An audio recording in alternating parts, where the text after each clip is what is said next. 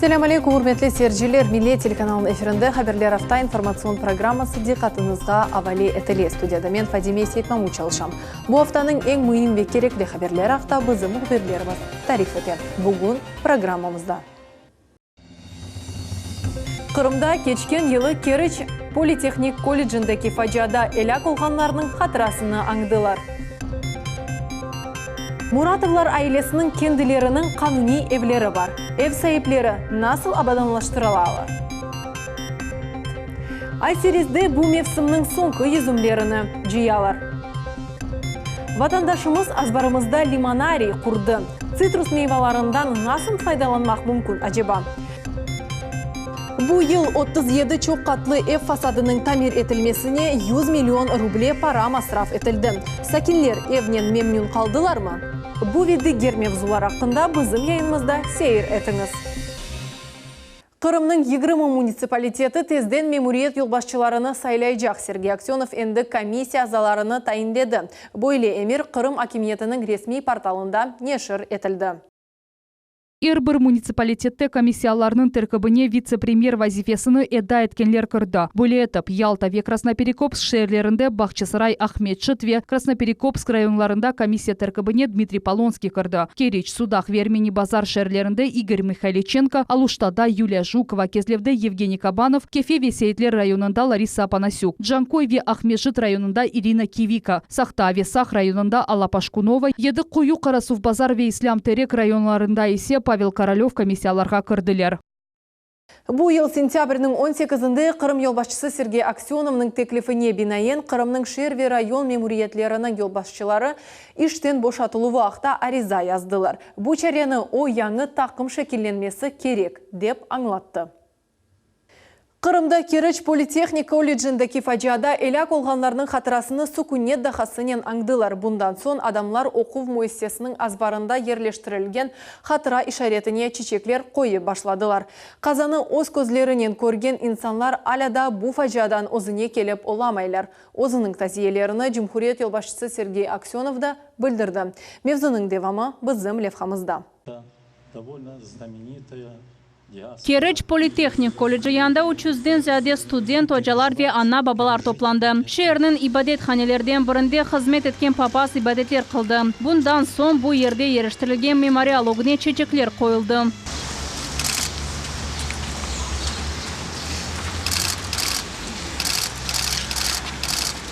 Елена Полюшкина колледжде teşkilatçı hoca olup çalışa. Bir yıl evvelsi patla vaktinde o binanın ikinci katında bilgisayar ogunda çalışaydı. Что-то вдруг как бы рвануло, на памяти звон какого-то металла и стекла вот у меня остался. Я сейчас просто все подробно не могу вам точно рассказать. Я просто помню, что я в коридор вышла вместе с нашим руководителем по охране труда, вот, жизнедеятельности, который тоже пытался понять, что происходит. Вот, конечно, и увидели дым, который идет на второй этаж. Это, скорее всего, от разрушенных, как теперь мы понимаем. Вот, ну, естественно, раздалась кнопка, я помню, раздался звук о том, что опасность, надо покидать помещение. Bundan son hoca ölüm tehlikesi hakkında tembihlemek maksadıyla çapıp gitti.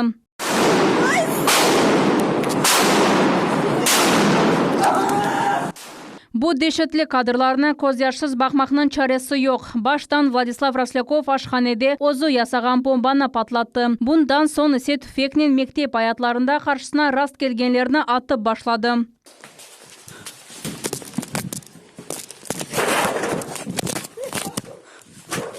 Yıgırım bir adam elak oldu. 70'ke yakını yaralandı. 18 yaşlı Vladislav Roslakov bu okuf yurtunun studenti edi. Katil özünü tamam bu yerde atıp öldürdü. Rusya Tahqiqat Komitetinin yolbaşçısı Alexander Bastrykin bergen malumatga ko'ra, kolejde yüz bergen facianın sebepleri Roslakov başka studentler tarafından aşağılanıvı ve takip etilüvünen bağlı olması mümkün. Cumhuriyetimizin yolbaşçısı Sergey Aksyonov faciada zarar görgenlerge ve onların yakınlarına taziyelerini bildirdi. Bu haqda Aksyonov o'zining Facebook sayfasida yazdı. Бүгін біз Керіч политехник колледжіндегі фаджаның құрбанларыны хатырлаймыз. Манасы сведешетлі жинаят тек Қырымға дегілді, бұтын Русияге тесір етті. Елак олғанларының туғанлары ве яқынларына, зарар көргенлерге епсіне дабыр кере өз тәзиелерімні білдірем.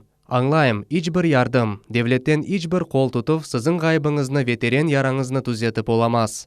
Ахмежете bu dehşetli faciada ile kalkanlarının hatırasını anmak için merkezi meydanda 100'den ziyade adam toplandı. Bu yerge hepsi okul müesseselerinin müdürleri, şehir hükümeti ve studentler geldi. Ahmejet'nin her bir sakini anlay, böyle facia tekrarlanmamak gerek. К сожалению, очень мощно и сильно работают социальные сети, которые распространяют всякую ерунду, всякую ересь. И наши дети, к сожалению, огромному сожалению, участвуют некоторые в этих процессах. И, конечно, наша задача занять детей, чтобы не было времени заниматься соцсетями в плохом смысле слова, а, конечно, заниматься спортом, учебой.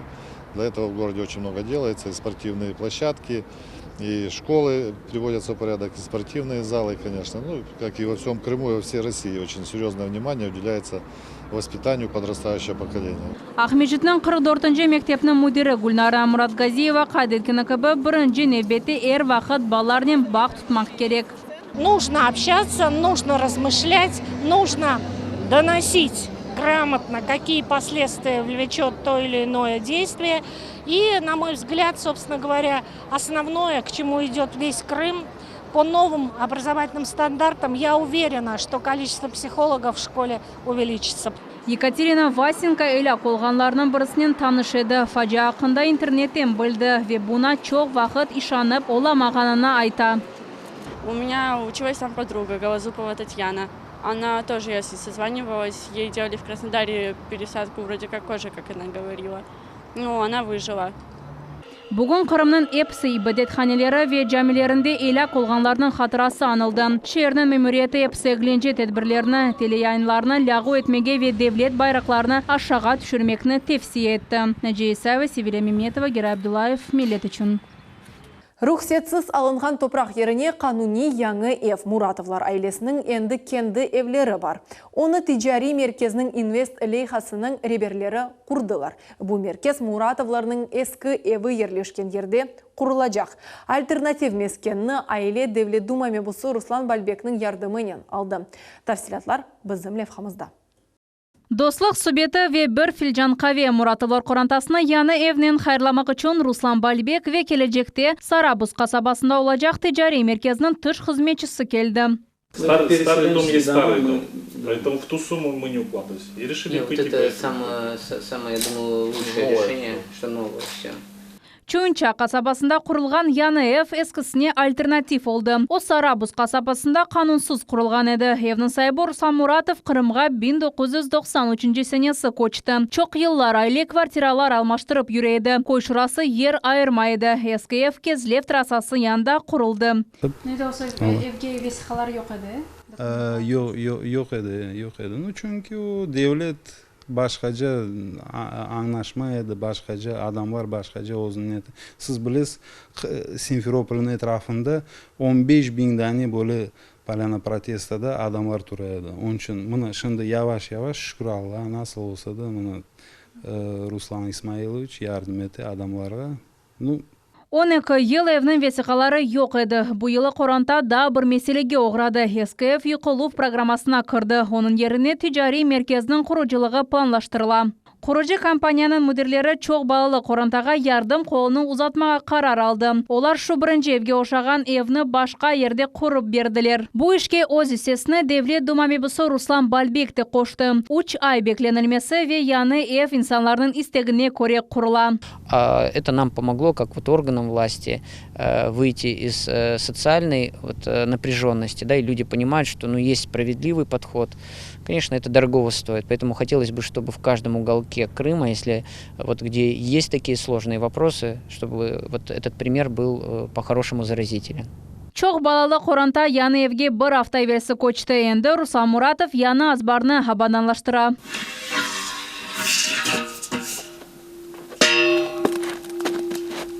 Endi demir direkleri için çukurlar hazırladı. Tezde mında balaban saça kurulacak. O evinin bir kısmını butunley kaplacak.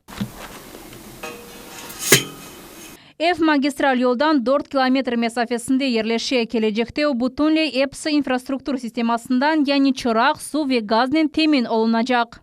Вот, знаете, самое главное, что сегодня и дети будут счастливы, и у людей есть документы на дома, потому что там они жили. Не было никаких ни документов, ни условий. Тут и условия все, и документы будут. Будут все счастливы. Мы сегодня поставили точку в этом вопросе. Более такой стабильный, да? Да, уже, это уже ихняя собственность, их никто отсюда не выгонит никогда. Akşam çok балалы Kur'an'ta açık büyük odada toplana. Sizninginiz бар? Бар. Onun için siz bir vaqtı men anglamas, men quvonchim. Chunki Allah göstermesin, siz uysuz qalib da son o'ylab ne olacak ekan men alım degende siz o'zingiz tasavvur etmeye kereksiz, doğrumi? Onun için men nasıl aytayım sizde? İçim meni qaynay. Aynı alğa da bir çok balı Kur'an'ta atıştı. Olardan yanı evinin kuruculuğunu da tış hizmetçi Ozun aldı. Bu ayının sonunda Kulçuk kasabasında obyekt eksploatatsiyaga verilecek. Naciye Isayeva, Rafael Vahidov, Millet için. Ялтада Айвасыл койының жамисінде минаре açıldı. Endi bu kadimi inşaatını 33 metrlik minare yaraştıra. Bu jami şehirinin yekene minareli ibadethanesi oldu. Mevzunun devamı Nevbet'teki reportajda. İmam musulmanlarını namazga davet etti.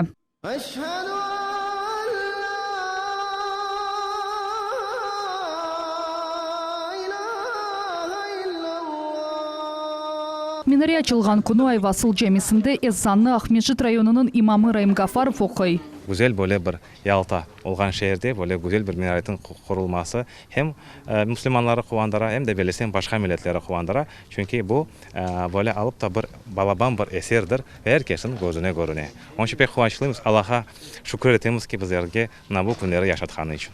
Evvelleri caminin kompleksine minare de kireydi. Onun temeli taştan, yukarı kısmı ise ağaçtan kurulgan idi. Ama Sovet devrinde cami kapalı turdu, minaresi ise bozulgan idi. Yalta'nın içine bu birinci minare. Bir minaremiz var Huriyiz'de, bir minaremiz var Simiyiz'de. Yani minarenin yüksekliği 33 metr. Onu kozenekli balkon ve aynen yıldız yaraştıra. 2013 senesi caminin binası gayırdan tamir etilgen idi. Sovet devrinde onu başka maksatlarda kullanaydılar. 93 senesi kadar kulüp edi, mında kulüp edi, mında mana kıyla prakat neydi, mında scenaları vardı, kaplar, pencereler hepsi kapalı edi. İmam tarif etkenine göre evvelleri kasabada 3 cami var idi. Yerli sakinler bir çok yıldan son hiç olmadı bir camini gayırdan canlandırıp olganlarına kuvanalar. Endi minare peyda olgan son cami binası tam kıymetli komplekske çevirildi. Ayşe Şulakova, Ruslan Minayev, Rafael Vahidov, Millet için. Elvina Usmonova Қарасу Базар районының Зуя kasabasından келді. Çok balalı ana kiraға alınған evde yaşay. Bunun beraber aile ev kura. Yanvar ayında Usmonovlar maddi yardım almak için vesikalarını tapşırdılar. Mayıs ayında komissiya keldi ama belli olmayan sebeplerden yardım verilmedi. Bu sualinen kadın Devlet Milletler Ara Komitetinin reisi Ленур Абдураманов geçirgen гражданларының kabuluna keldi. Обращаясь в Белогорский район, в администрацию, меня просто там игнорируют, посылают по кабинетам, я уже просто устала ходить. Гражданларның kabuluna 15 insan keldi. Olar kvartira nevbetinen bağlı meselelerini çözmege rica eteler. Mesela kefe sakinleri 2006 senesi kvartira nevbetine yazılgan ediler. Şimdi ise yanı nevbette yoklar. Rayonlarda reabilitirlengen gражданлар nevbetler hukuki şekilde tüzülüvü ve maddi yardım berüvü. Kibi meselelerine kelgen adamlar idare başından yardım soraylar. Каждому человеку нужна ясность в конкретном случае, в конкретном деле, в конкретном учетном деле его жилищных условий, с теми объектами, которые сегодня строятся, как люди могут быть на них рассчитывать, ну и в целом вообще понимание того, как на сегодня состоят дела в обеспечении жильем. Поэтому это острый вопрос, мы его обязательно сейчас в рамках сегодняшних обращений проработаем с муниципальными образованиями, поскольку это недопустимо, этого не должно быть. Гражданларның kabulunu Ленур Абдураманов Ахмеджит шері Трубаченко соғағы 23 адрес бойынша кечіре. Айының 1 ve 3 жұма ақшамы күнлері мұражат етмеге мүмкін, ama evvelden yazılmaq керек. Ярымада Кырым көпірі үстінде демір yol әрекетінің açılması арифесінде 10 локомотив сатын алды. Машиналар муафақиетлі шекелде техник экспертизасыны кечтілер ве енді Жанкой ве Ахмезжетнің локомотив деполарындан ерлешелер. Мевзуны анда болынған мұхберлеріміз девам ете. Чтобы запустить тепловоз, нужно включить ряд автоматов на высоковольтной камере, а в кабине управления общее. И пуск дизеля тепловоза. Машинист Олег Тымцуник тепловозны чалыштыра. Яны теп етмыш локомотивыны көчірмек үшін бір дахадан зияде вақыт кешкенін айта.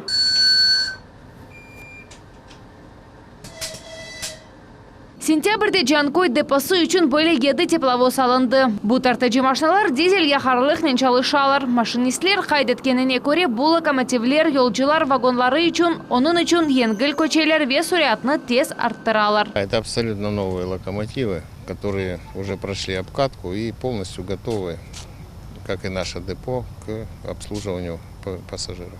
Ахмеджет депосында уч яны локомотив пейда oldu. Электровозлар техник экспертизадан кечтелер ве Кырым көпірінде демирел әрекеті açılуындан сон бүтін Русия бойы қатнажақлар. Шымды машинистлер яны техниканен танышалар, чүнке олар эвелкилерден фарх етейлер. Электровозлардан тормозлары хавиджи, вентиляция ве қыздырылу системасы янылаштырылған. При помощи машинистов-инструкторов проводим обучение.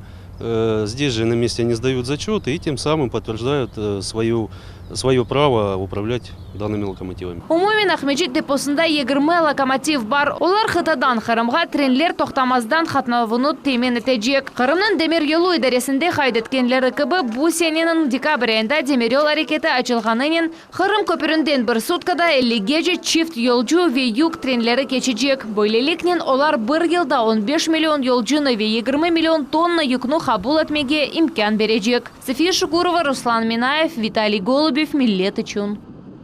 Bu yıl içinde 37 çok katlı evinin fasadı tamir etildi. Bu işlerge umumen 100 milyon rubleden ziyade para masraf edildi. İşler 2017 senesi başlandı. 2 yıl içinde 200 ev tamir etildi. Mevzunu muhbirimiz Muhammed Zekiriyaev devam etti.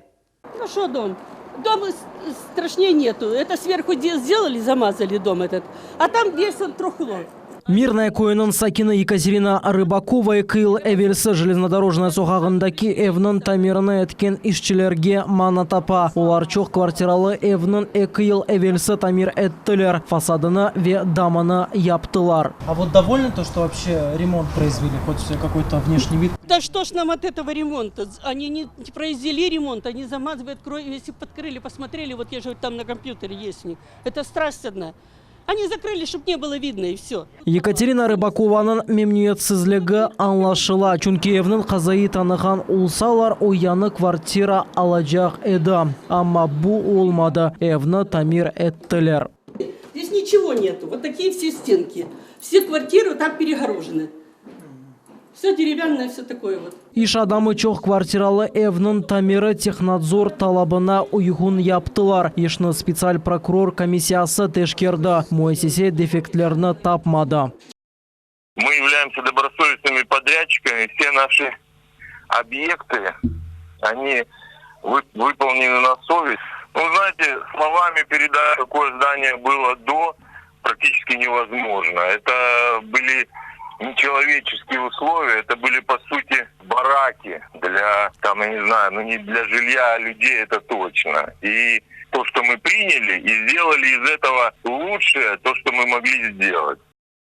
Бүгінгі күнде Қырымда 200 F япылған 2018 сенесі Қырым башының авалесі көре 1 квадрат метр ишінің фияты 3000-ден зияды рубле олачақ.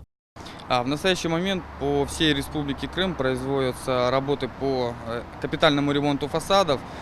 Утепление производится современными материалами. Это каменная вата, она соответствует всем технологиям и технологическим требованиям. То есть она не горючая, не токсичная, не выделяет вредных веществ. Тамир ишлері 2017 сенесі башланды. О вақыт Жемхуриетімізді 45 миллион масраф етілді. Бүгінгі күнде евлерінің тамиры 4 кереге артты. Мухаммед Зекиряев, Эльдар Заитов, Millet için. Жанкойды Қырым татар китабы адлы китапхане форумы кечті. Семинарда Milli Yazıcılar Бірлігінің азалары, ижади зиялылар ве шер мемуриятының векиллері топланды. Мариф лейхасы тап 2015 сенесі башланған еді. Бұл 8-ші көріші болды. Форумда ким иштирак етті ве библиографлар не ақта собет еткенлер ақында невбеттеке левхамыз. Серджілер огынде бірінші оларақ yazıcı Шевкет Кешвединов чехышта болынды. О любовь, ненависть, деньги адлы китабыны ве очень избранные сочинения адлы яны жиынтығыны тақдим етті. Yazıcı әдебиятқа ве язуға олған севгісіні тап мектеп чағындан пейда олғанын айта. Оформить их под одну обложку, сделать это как единое художественное произведение. С романом у меня получилось в 2013 году, а со сборником в 2017 году. Роман вышел в Симферополе, а вот уже сборник был выпущен в московском издательстве «Курс» тиражом 500 экземпляров. Мне очень бы хотелось, конечно, чтобы роман «Любовь, ненависть, деньги», переведенный на крымско-татарский язык, увидел свет, но опять же все это зависит от издательств в Крыму. Яш yazıcının okuyucularının көрішуі Қырым татар китабы адлы китапхане форумы çerçevesinde teşkil etildi. Жанкой район китапханесінде Milli Yazıcılar Бірлігінің азалары, ижади зиялылар ве шер мемуриятының векіллері топландылар. Мариф лейхасының мақсады Қырым татар нешірлерінің рағбетлештірілуідір. Это наш фольклор, это наша история. И вот эти книги когда мы выезжаем вот таким вот десантом, это педагоги, это просветители, это молодые художники, это молодые поэты, молодые таланты. Мы стараемся разносторонне осветить всю нашу культуру посредством, конечно, книги. В первую очередь это стоит книга. Лейха тап 2018 сенесі башланған еді. Жанкой форумның 8-ші мейданы oldu. Тешкілетчілар әнді Кефе, Сах, Ахмечит району ве Қырымның дегер шерлеріні зиярет еттілер. Уникальными изданиями, потом это вы все познакомитесь, не буду я. Это я Лимия Абдынанова.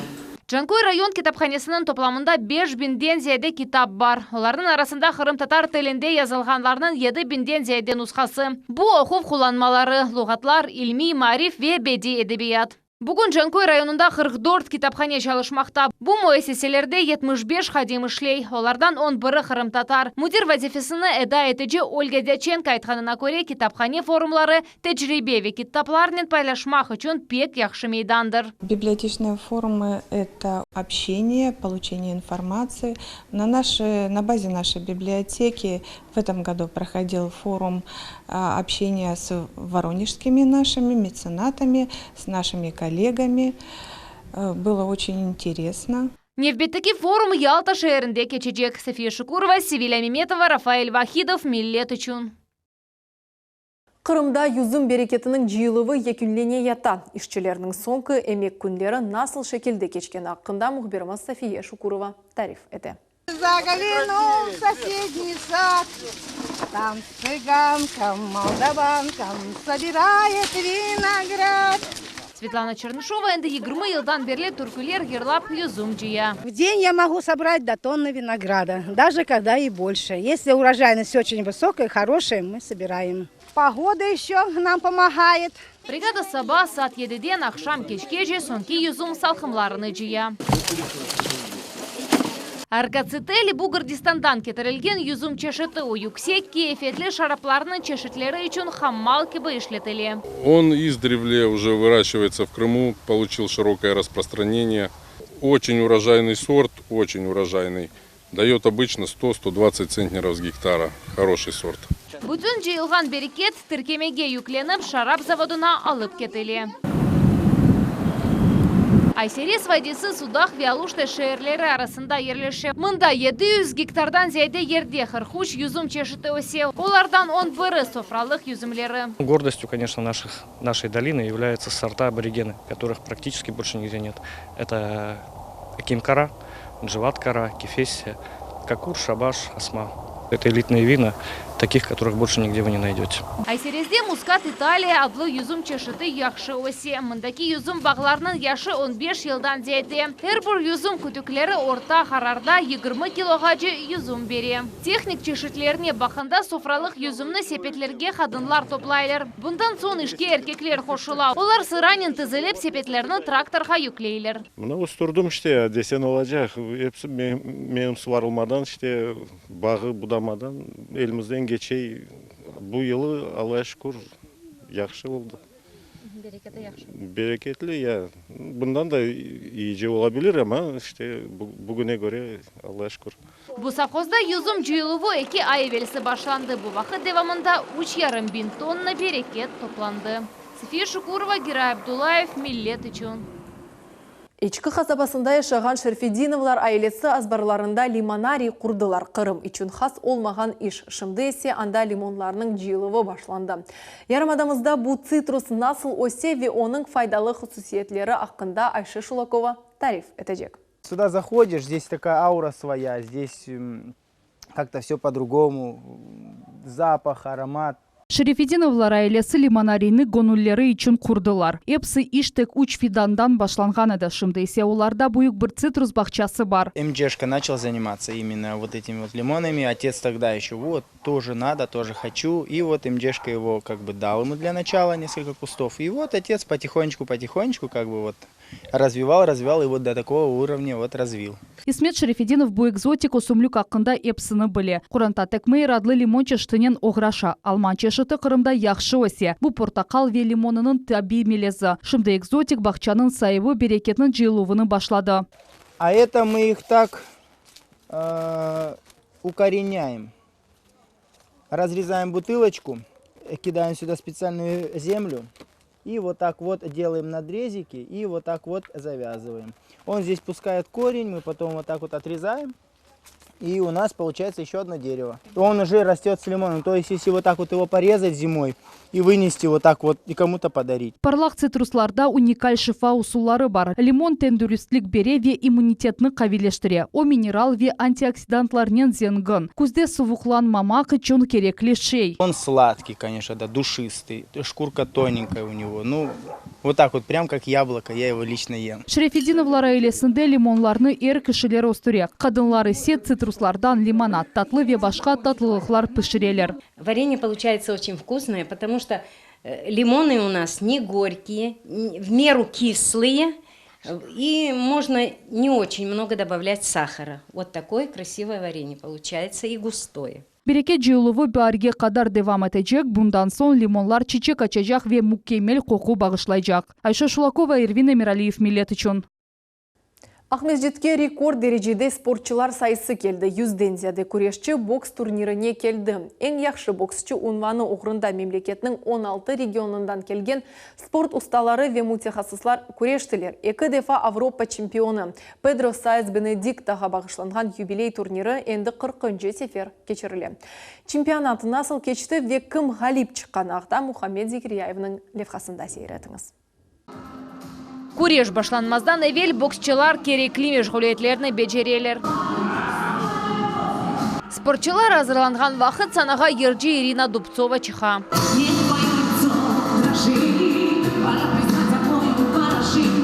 Русия ержisi были арханлы санада ilk сефер. Спортсменам силы, мужества, победы и в общем нам нужны такие сильные люди, такие сильные мужчины. Я говорю от лица всех женщин. Баш жигер ве кокуске бұрхач уруф. Рингнің қырмызы көшесінде Ахтем Закиров о Ставрополь живарындан келген спортчынен көреше. Ахтемінді 5 ел девамында бокснен оғыраша. Ойынды халқара турнирлерде ғалип чықты ве спорт ұстасы намзетіне наил олды. Ахтем Русия жима тақымның итманларына да қатнай. Соперник что-то тяжелый попался, кривой такой весь. Первый раунд неудобно было к нему подстроиться. А дальше второй, третий раунд тренера мне дали задание, поставили, я его выполнял. Невбеттеки күрешный Русия чемпиону Вадим Кудряков девам эти. Ахмеджитле оғлан Чеченистан спортчысынен 50 кило чеки категорияда күреше. Тутушувда Вадим Галибе Хазана. В этом бою юбилейного преимущества победу одержал Вадим Кудряков, мастер спорта международного класса Республики Крым. Данный турнир у нас ежегодный, он является более таким подготовительным к чемпионату России, к чемпионату страны, поэтому здесь я даже не знал, с кем, против кого буду выходить. Я первый раз встретился с этим соперником. Я считаю этот турнир как более тренировочным, подводящим к главному старту страны, это чемпионат России. Ярышны Хырым бокс федерациясының вице-президенты Виктор Спиринг тешкил етті. Оны Педро Саез Бенедикта хатырасына бағышладылар. 2013 сенесі о халқара севейде кечірілген еді. 6 ел әвелсі Хырымға 30 мемлекеттен боксчылар келген еділер. Но Педро Саез, он не просто, как говорится, был как боксер, он тренер. Он начинал бокс в Крыму после 1945 года, в 1947 году. Впервые он в Советском Союзе начал тренировать в Ташкенте. Потому что испанцев туда немножко потеплее. Там, да. И он там начал тренировать. Вот. И потом, когда он уже приехал в Крым, сборная Украины, который он тренировал, выиграл Кубок Советского Союза в 1954 году. Ярышта 18 яштан 22 яшқа жеп боксчылар иштирак еттілер. Турнирден сон ғалип чыққанлар спорт устасы унваны üzerinde çalışacaklar. София Шукурова, Мухаммед Зикирияев, Виталий Голубев, Миллет үшін. Бұл нұқтыда яйынымыз соңына етті. Мен сізге қайырлы ақшамлар ве евлеріңізге дайматек әйе қадірлер келгенін тілейм. Эфирде көрішмек үзре сағылықнен қалыңыз.